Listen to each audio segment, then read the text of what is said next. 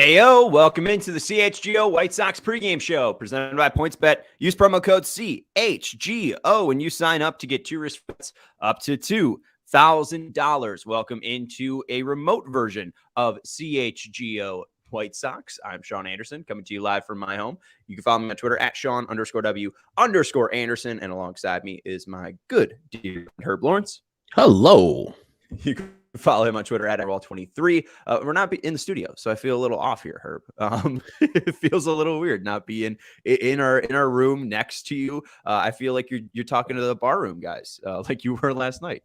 Yeah, it's good to be on remote always because, this team is a useless team. So driving down to the West Loop studios would be fruitless today because we have other people who are using the studios. The good luck to the CHGO Blackhawks people who are covering their first preseason game today. I know they did a lot of regular season games when we first started, but now the new season is starting and they need the room along with the Cubs out there in the West Loop studios. So we'll be at the crib watching this game intently. We'll watch it so you don't have to. Well, I like my guy Alex saying, will I watch tonight? Yes. Do I know why I'm watching today? No.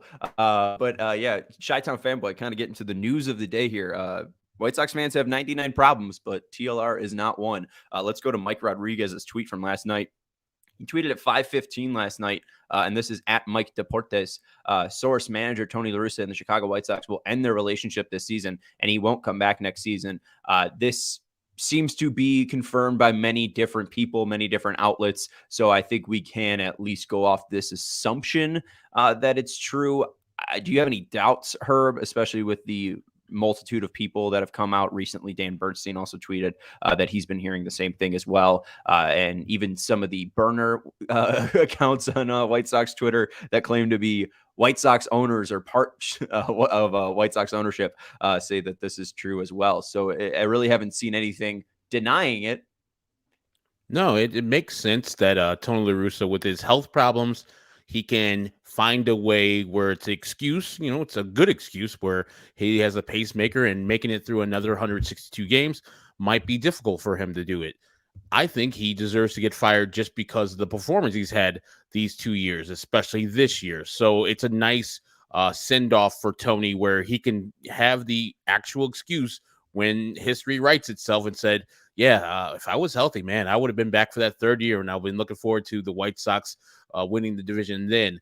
But, he can save some face and be the Hall of Fame baseball person that he is, and the White Sox can move on from the disaster of a hiring that it was. So, I have no doubts that this is true. I've been hearing through different sources, not myself, but, looking on Twitter and other people, that the White Sox clubhouse, the front office is divided on whether they want Tony La Russa back. I think that's very kind of them to say divided. I think most of them, except for Jerry Reinsdorf, wanted him gone. So this was a nice thing for the White Sox to get out of this relationship with Tony La Russa. I wish him nothing but the best of health and hope he convalesces and lives for another 40 years, whatever he needs to, but not with the White Sox. Never, ever, ever again. Yeah, it's good news, hopefully. I mean, I just want it to be confirmed because I don't want to get my hopes up right now and then be like, Tony's gone. And then, there comes the announcement. That was never confirmed by us. And Rick Hahn being all defensive in a press conference. And I could see it happening and them moving him upstairs. I don't know if they're actually going to sever the relationship, but if it's for health reasons, I think it makes sense. And again, I think this is the easiest way for the Sox to get out of this disaster of a personnel choice, because again, they wasted 2 years of their window. I think last year in 2021, the Sox would have been more competitive, and you saw the start that they got off to, and clearly somewhere in May, whether it be the Yermin Mercedes incident, whether it be the Liam Hendriks Cincinnati incident, whether it be the way he managed in New York. I think he lost trust in that locker room. And I don't think he brought the right energy. And I think those guys died on him. And, the talent ended up winning out in the end. Their pitching was insane. This year, the pitching wasn't insane, and that's what hurt him. So the pitching was kind of average, and the hitting was below average, and the hitting was below average even after the All-Star break last year. So, I think it's definitely time. I think it could have been time last year as well to move on from Tony La Russa. So, I'm just keeping my fingers crossed here that it's the real thing. Maybe we'll get into a little bit of shop talk here in the post-game show, and we'll give some people maybe some managers we're looking forward to, because if this is the news, there'll probably be a manager search. So we'll probably be looking into some new guys. And that's what I want to say. Like, I don't want, like, I've been hearing that Bruce Bochy might be the next guy, or said guy might be the next guy, Miguel Cairo. I want a wide search where you throw the net out and you say best baseball candidates for the 2023 White Sox. We're going to interview you. We're going to have you in here. We're going to interview you again.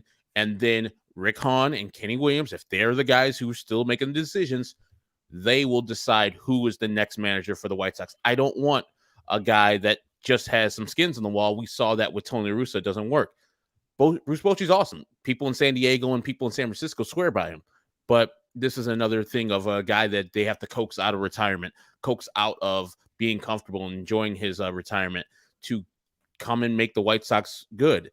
That's not a thing I want. I want what Rick Hahn initially wanted when he fired Ricky Renteria, to have an analytically driven manager to go along with the analytics department. And maybe we can expand that when we hire our new manager. Hopefully, I look at a guy like Joe Espada out there in Houston that's been in that organization for a long while, and maybe he is the next guy for Dusty and the manager in waiting. But there's no reason not to go and talk to him and all the smart people around baseball, Sandy Alomar Jr., Eduardo Perez, all the guys and girls that can do the job correctly here, and throw out the widest net you can, and then bring the best candidate for this team. Because I'm sure that people who are out there who are candidates see this White Sox team as an underperforming team and can see themselves as the difference of making this team from a mediocre team to an AL Central champion, a guy that's going to be competing for the AL crown.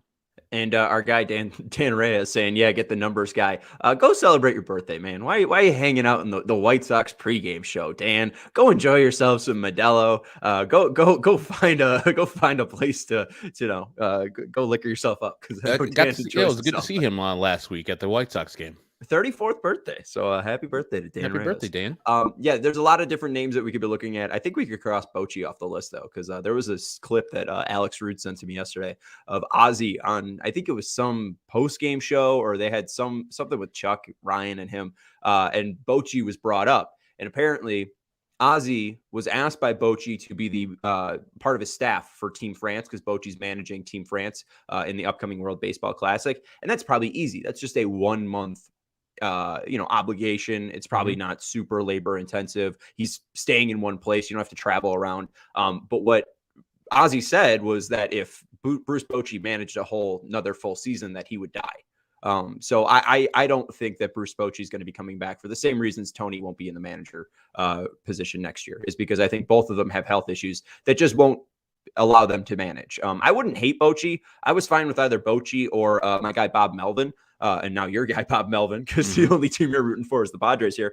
So I would have been fine with Bochy or, Bob Melvin when they fired Renteria. Those were the two guys I was looking at. But I don't think those guys are obviously going to be available, because Melvin's succeeding out in San Diego. I think Bochy does have too many health issues.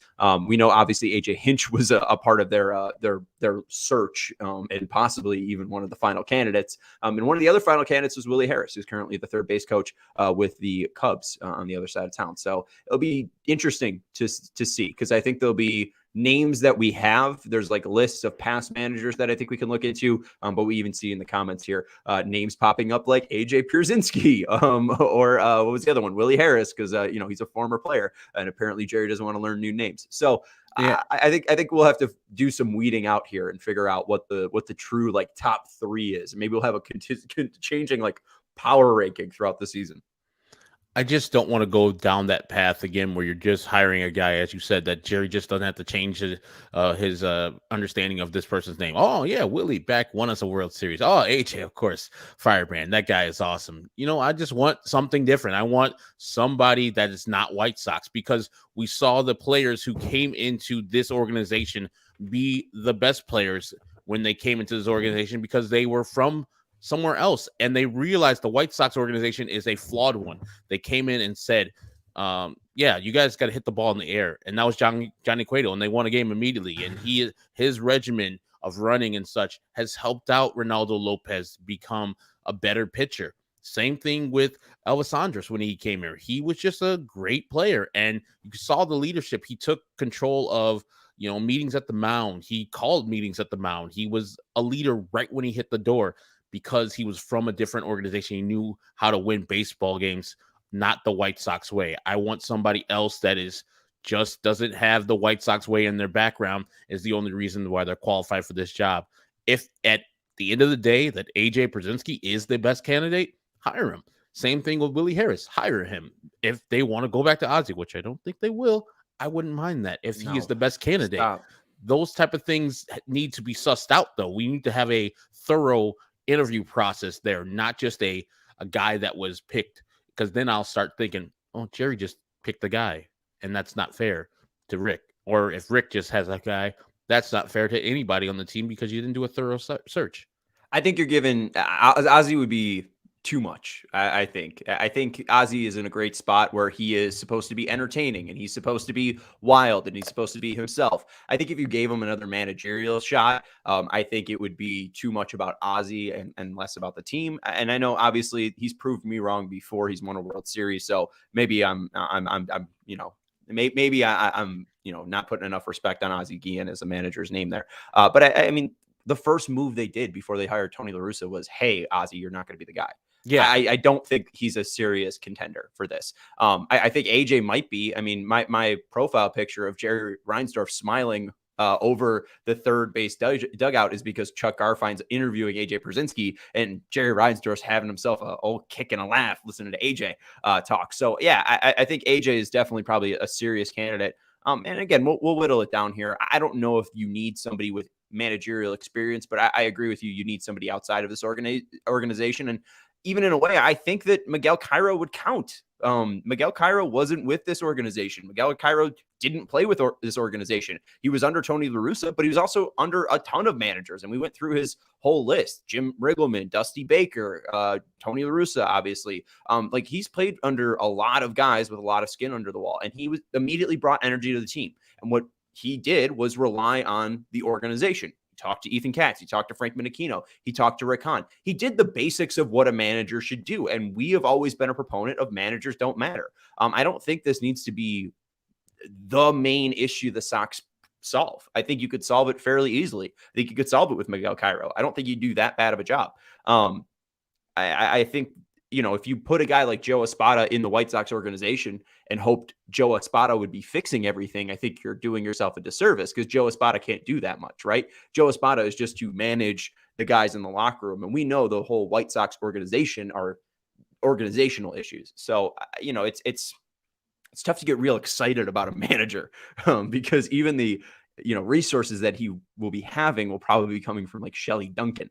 But that's what I'm saying. Like maybe Joe Espada comes from a atmosphere out there where he gets a bunch of numbers every day, and it's driven. That's how they win games. They have talented players, but they put their talented players in the best position to win. And you can use the numbers and also your knowledge of baseball, and then have it go through a filter. Don't just be a numbers slave. You have it go through a filter and say, okay, I got the numbers, I got my gut, and I got the baseball knowledge that I already had. Now I'll make the best decision for this team. And then he can say, in Houston, we had X amount of people doing this work. Can we have the same here at the White Sox? I think that's what I need. And this is Joe Espada speaking. This is what I need for this team to change, for me to get this team from where it's at right now to the AL Central crown. Those type of things would be great for that. I don't think AJ Pierzynski brings a different type of atmosphere here for the White Sox. Joe Espada would, if he's going to leave, it has to be for his job, because many think that he is the manager in waiting out there in Houston when Dusty Baker does retire. Well, right. I think that's why Espada and Sandy Alomar Jr. won't be in my top 3 for managerial candidates, because I think that they have jobs locked up. It seems like Tito is going to be out in Cleveland, obviously not because of the job he's doing, but he's dealing with a ton of health issues as well. I think there was something he said he's had like 45 surgeries, which, I mean, Yeah, he dude, missed like most of last year. hang it up and take care of yourself. And then it seems like if Dusty wins a World Series, I mean, what else is he? Toast. Yeah, what else is he coaching for? So, I think Espada definitely will probably just be the next guy in Houston. But I think, to answer a couple of rusted questions here, first off, Joey Cora probably will not pop up. I don't think Joey Cora is probably interested in dealing with this organization, just with the way that things ended in 2011. But then he said, plot twist, Jose Abreu resigns as a player manager, and the Sox fan base loses its collective minds and jumps off a cliff in mass. I'm here for it. I mean, that's not I'm far fetched. People might think that's far fetched. They went to Paul Konerko and asked him if he would be interested in doing that. Stop it. Yeah. Like, this is not too far fetched. The love that Jerry Reinsdorf has for this man, Jose Abreu, and I wouldn't rule out Paul Konerko, but he has a young family. That's probably the major reason why he will never be a White Sox manager in the near future. So, yeah, I do not put anything past Jerry Reinsdorf. He brought back a dinosaur to manage the White Sox in their championship window. So, yeah, I don't see this being a thing. And Jose Abreu is a player manager, will be just a player. And then a couple times he'll manage. We got to get somebody who was on the 2011 beat to talk about this, because this is hilarious. And when you brought up Paul Konerko as a player manager, that just sounds like some like message board shit, or like some like White Sox Twitter, like part owner rumor stuff. But no, the first thing is a direct quote from the press conference where they're introducing Robin Ventura from Kenny Williams, saying that report is not false. It was considered long enough for me to realize that Paul is a very cerebral person, and he would drive himself nuts right now playing and managing at the same time. Paul's still around. So, I mean, we could even probably throw Paul into that mix. And if there is any former White Sox that I would be down to manage the White Sox in 2023, I think it's Paul Konerko. I love Paul Konerko, but I think his decisions would take way too long. Because if you ever watched a press conference, he mulls over the question a little bit and gives you a quality answer eventually. But he is a guy. He's not a quick enough thinker.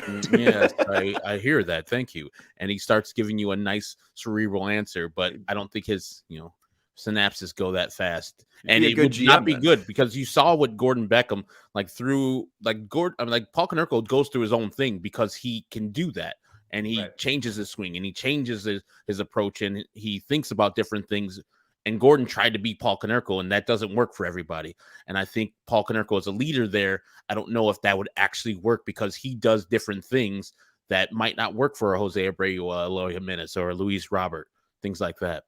And I want to go to the Espada thing too. And like, I think it's all well and dandy if Espada comes in and, he's saying like, well, I need this and that, numbers wise from your organization. And we know this team to be very standoffish. Like, I don't know if they want to let somebody into White Sox business. Your guy KW is known for the line, stay out of White Sox business. So if Joe Espada is like, hey, this is what we do it down in Houston, what if they're just like, oh, fuck you, go kick rocks, kid. We're hiring Paul Konerko. And if I was Joe Espada, I would say, yeah, your White Sox business is under 500, losing to the Cleveland Guardians and letting them dunk on you all day long while they're celebrating the championship. All they're thinking about is you and how badly they beat you. And they're making fun of you and your fans. So if you want to keep on doing White Sox business, cool, smooth.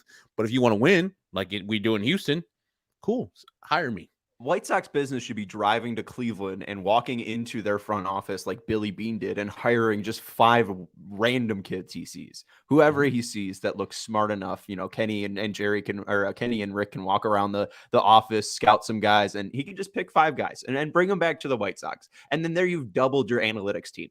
All right, just make them an offer they can't refuse, and there you go. I do want to move along, Greg, because I guess we got to talk about the game and shit. What's up, Greg? And blank name saying solve second base, right field, and get another starting pitcher, a relief pitcher, and a bench player that could play multiple positions besides right field /DH. That just seems like too much to ask from the White Sox. So what I will say is the bench player that can play multiple positions besides right field and DH is Leury Garcia. I was literally going to say that. So 28 has you covered there. I don't know about relief pitchers because I think they might give Kyle Crick another shot. And like with Jake Diekman around, I mean, he's coming back.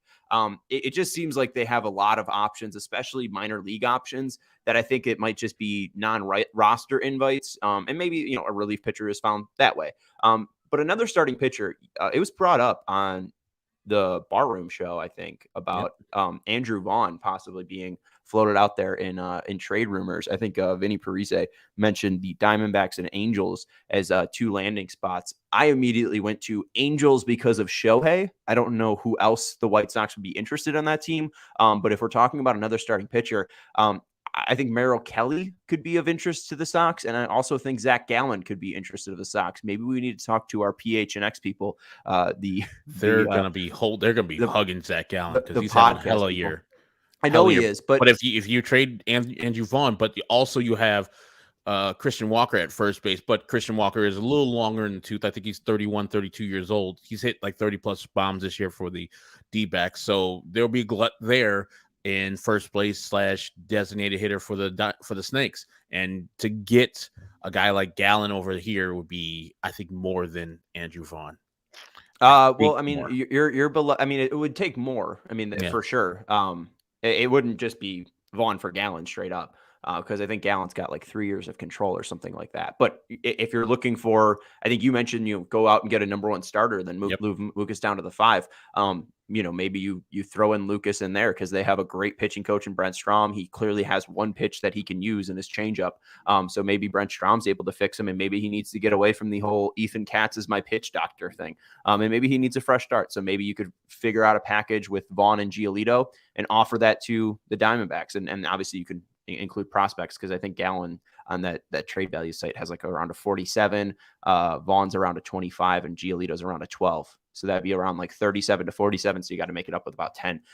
So you'll figure it out there. Greg's saying, what kind of return does trading Liam get you? Or is that crazy? I don't think it's crazy, especially just because he's making $13 million. And I think $13 million would probably be more useful somewhere else. But do you trust Kendall Graveman or Joe Kelly as your closer? Probably not. But I trust Raylo. I don't know about you, Herb.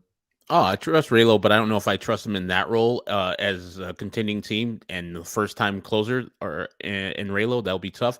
And remember, the relief pitching, as you said, most of these guys are coming back, and then you're getting Garrett Crochet back also. So there's not going to be a lot of additions to this relief core via the free agency unless they trade a couple players. Then they'll bring some guys in for relief pitching. But Raylo as a closer be really rough to have White Sox fans going through 162 as that's the guy that you're going to have to rely on for your closing games.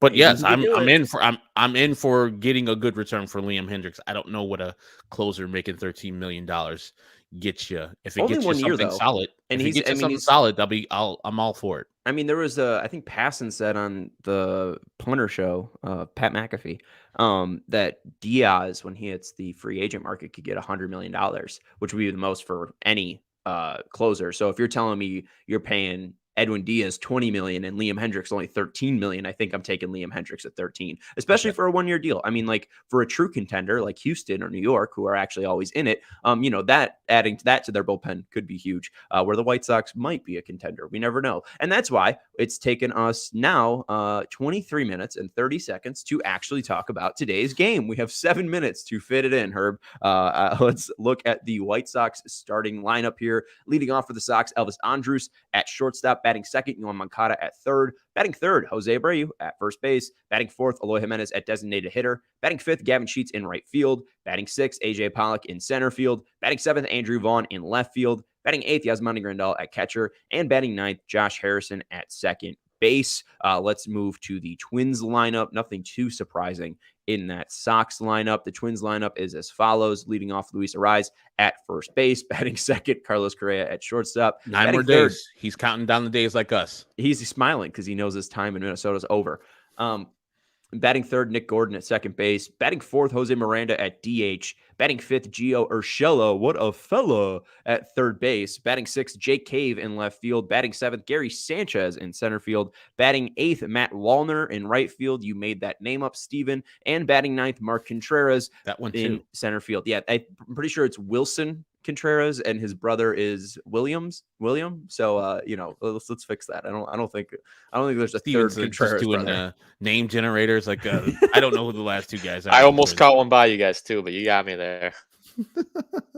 And we just lost Sean, so I guess it's you and me. Sean's is gone. Oh no, you killed Sean. I no, did you not killed do Kenny. that. But I'll yeah, stay on here with you until he gets back. There he is. Okay. This Minnesota Twins. Hey, Sean, you're back. I tried to click the ESPN, like I tried to open the new tab, and I just completely exited out of this tab. The White Sox did that last Wednesday. You know what was funny, and I do love that from Roasted. I started reading Nick Gordon's name. Wait, there's a game today. Do the Sox know? I don't think they do.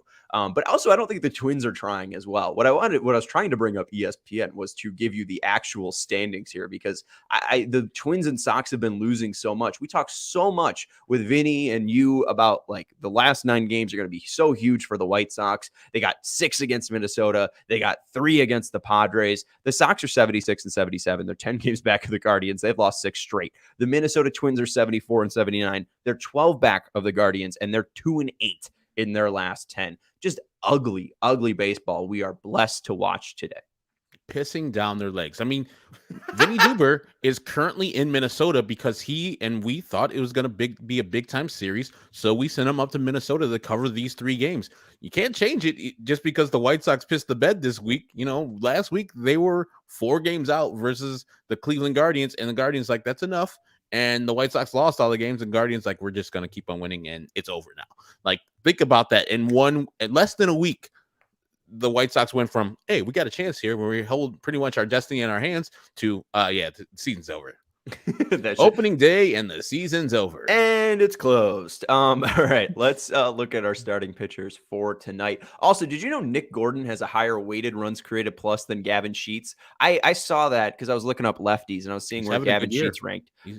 Dude, I've talked so much trash about Nick Gordon. It's not that good. I mean, he's having a better year than when we last watched Nick Gordon. Right, he's been hitting a little bit better. I mean, I don't know if you saw that home run he hit against the Cleveland Guardians last week or 2 weeks ago. He made it 4-3, and then they lost that game 11-4.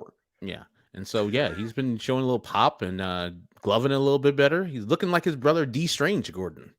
D's never had that much power, I'll tell you that. But yeah, D had a nice career for himself. Maybe Nick could start playing a better brand of baseball, because watching him in the field was as ugly as watching the White Sox in the field. Let's look at these pitchers though. We got Bailey Ober on the mound for the Twins. 43 and 2/3 innings pitched. He looks like a Bailey. 3.71 ERA, 44 hits allowed, 37 Ks, 9 walks, and an ERA plus of 105. He is a right-hander. And Lance Lynn's on the bump for the Sox, 109.2 ERA. I like how Stevens got the Lance Lynn pitching in Minnesota as the picture as well. 109 and 2/3 innings pitched this year, a 4.02 ERA, 105 hits allowed, 116 strikeouts, 17 walks, and an ERA plus of 99. So Herb, will Lance Lynn get over an ERA plus of 100 today? I think so, because no matter what, if we think the White Sox quit, there's one player I know that doesn't quit. Well, multiple players I know that don't quit, and Lance Lynn is one of them. He's going to go out there and shove. He's going to do his best to make sure the White Sox win this game. I'm expecting a great game from Lance Lynn. At least 7 innings, 3 earned runs or less, with at least 5 or 6 strikeouts. We'll see. I think that Bailey Ober might have the same line here. Bailey Ober's going to be fun. Shove. And if you have any predictions for today, whether the White Sox are going to get it shoved down their throats, or maybe Lance Lynn's going to be shoving down their throats, Herb is right. Lance Lynn is the one to show up. You want to put your money down on PointsBet. It's the best sports book out there. This football season, They have the best live football markets. You can build your live same game parlays through there. I took CD Lamb over receptions yesterday, 43.5 under, and the Cowboys by plus 8.5. So that was a $2 free bet into $6 for me. So I am a happy man. And make sure you're signing into PointsBet from 12 to 1 p.m. Central Time, because they're dropping free bets every now and then. That's usually the power hour. So maybe you'll get boosted odds. Maybe you'll get a free bet. It is the best and my favorite sports book out there. So make sure you sign up with code CHGO. You'll get 2 risk free bets up to $2,000. But also, if you're a new customer and make a $50 or more first-time deposit, you'll receive a free CHGO membership, a free t-shirt from our CHGO locker, and access into our CHGO Discord, where you get to chat with all of us CHGO personalities. And we just recently had a mailbag episode on Monday where all of our Discord members were able to ask us questions. So it's the best deal out there. Alec asked, does PointsBet have an over-under of what inning I turned the game off? You laugh. I'll say 1.5. You laugh, but you can ask PointsBet to make a bet for you. And so, yes, ask PointsBet on the app. Hey, what inning will I turn off the game? And they'll probably turn it down, but you can name your own bet. Name a bet right there. Request now. So you can just type it in and say, when will I turn it off? I would give you 1.5 at minus 107. What are you taking, Herb? When do you think we're going to turn this game off? I'm never going to turn the game off. No. Can we paying attention 100%? I mean, that might not be a thing, because I got to walk the dog in the middle of the game, and I'll have the game on my phone, and I'll have the earplugs in, but I won't be actively watching this game for anything unless I hear some loud noises. Somebody hitting a home run and such, and looking at Twitter for some reaction of the sickos who are still watching out here. Like my guy Clark, you're probably gonna be watching. I see my guy Clark is talking about Minnesota, and how he's gonna have some good music like Prince and the Replacements. We asked him, like, what are you gonna be listening to on the drive up there? He's like, maybe some Bobby D, some Bobby Dylan, maybe some of his son Jacob Dylan is one song he sang. Yes, Jacob, One Headlight, the Wallflowers, man. I do like Clark's name prediction. You want my prediction? My prediction is Payne. Herb, who do you think is going to be the biggest White Sox killer in this series? I'm predicting Jose Miranda. I think it's going to be, is Max Kepler available? I know he's not playing today. Is he hurt? If he's not hurt, I think Max Kepler will do damage versus the White Sox. But if he is hurt, I'm going to go with Nick Gordon. Last game he played was September 11th, so I'm going to go with that he is hurt. The German man is hurt. Yeah, 10-day IL for Max Kepler. He kills the White Sox. But yeah, I'll go with Nick Gordon then. Herb, look me in the eyes. Yep. Am I unsatisfied? Wow. I didn't get that, but people who love the Replacements love it. Come on. You don't love Tommy Stinson. You don't love Paul Westerberg. Come on. It's the boys. I don't know any of those people. I'm going to go Jose Miranda with our White Sox killer. I'm going to say Payne is my prediction as well. Sox lose 6-2, probably because they put Jose Ruiz in to relieve Lance Lynn in a 2-2 game, and he's just going to blow it. So I will go with Payne. 6-2 loss. Andrew Vaughn is my click to pick, though. I think he'll have a nice home run out to left field, probably in that bullpen shot. So I'll say that. Just to get specific in it, Steven, can I see the lineup? Third inning. He'll lead off the third inning with a home run. So that's my call. Left center shot into the bullpen. If you 408. Keep it right there, Steven. You see who's pointing at, where Jose's bat's pointing at. That is my pick to click. I think Yasmani, the pressure is off, and so he can get loose today and hit a couple home runs. I think he'll do it against Bailey Ober. The White Sox will still lose this game 5-4. Yasmani Grandal hit one of my favorite Yasmani Grandal home runs, shockingly, against Bailey Ober. It was in Minnesota against Bailey Ober, and it was a curveball, and he absolutely tanked it. So if we see a tank shot from Yaz with a nice little bat drop, I'll be all fired up. So let's see if the White Sox can pull off the win. Chi-Town Fanboy is going with Jake Cave as his click to pick. Arrested is going with Arise, is going to keep slapping us around after Cease's night. So we'll see if the Sox win. I hope they avoid 3 Sox errors tonight, though, because I can't watch bad defense and bad base running. At least just hit ground balls. All right. If you're just going to make it quick. Make it quick, hit ground balls. We can even avoid the strikeouts. If Bailey Ober wants to throw a 27 pitch shutout, fine.